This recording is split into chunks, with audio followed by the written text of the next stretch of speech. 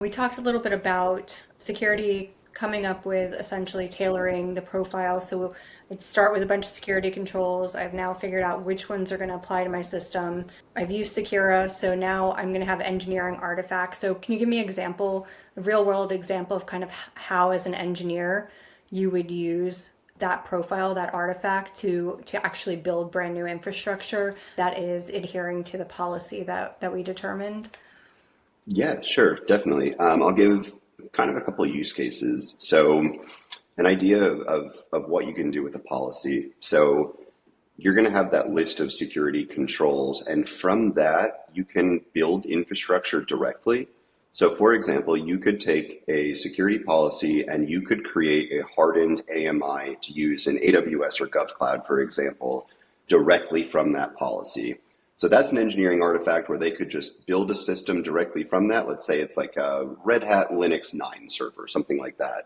You could build that hardened AMI directly from the policy, fire and forget, and there you go. You have a compliant piece of infrastructure already. You can obviously scale up or down accordingly with that. You can, instead of maybe saying building an AMI, maybe it's more of like a traditional data center or some on-prem managed server, something like that. You could take like a Windows Server 2022 or again, like a Red Hat system, Oracle Linux, something like that. You can actually take a stock OS, stock operating system, have it running, and take that policy and harden to the different controls that are in there. So you can either do that one control at a time. Typically speaking, a control is going to be made up of one or more rules or recommendation. So let's say one security control has 5 rules. You can implement all of those rules. You could implement, at the individual layer, you could implement them at the control layer or at the control family layer. So what you get is a task. So for each control or for each rule, you get a task that can be run. You could do that manually. You could have Sicura do it. You could automate it using some configuration management system like Puppet or Ansible, for example.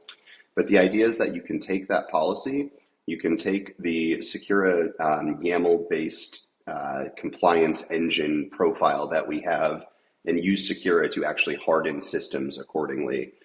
So that works across servers, it works across desktops, it works in virtual environments, it works in cloud environments. And the idea is that we want to be able to actually take that policy as is, something a security architect or security engineer can read and look at and be able to build and manage infrastructure directly. So again, we have cloud, we have desktops, we have servers, and we kind of have a bunch in between there. And then I can use Sicura as a security engineer to actually scan and validate that the implementations match what I expect them to match. That is Right. exactly correct. And if anything goes, if there's configuration drift or anything kind of goes out of that profile, we can use Sicura to remediate it.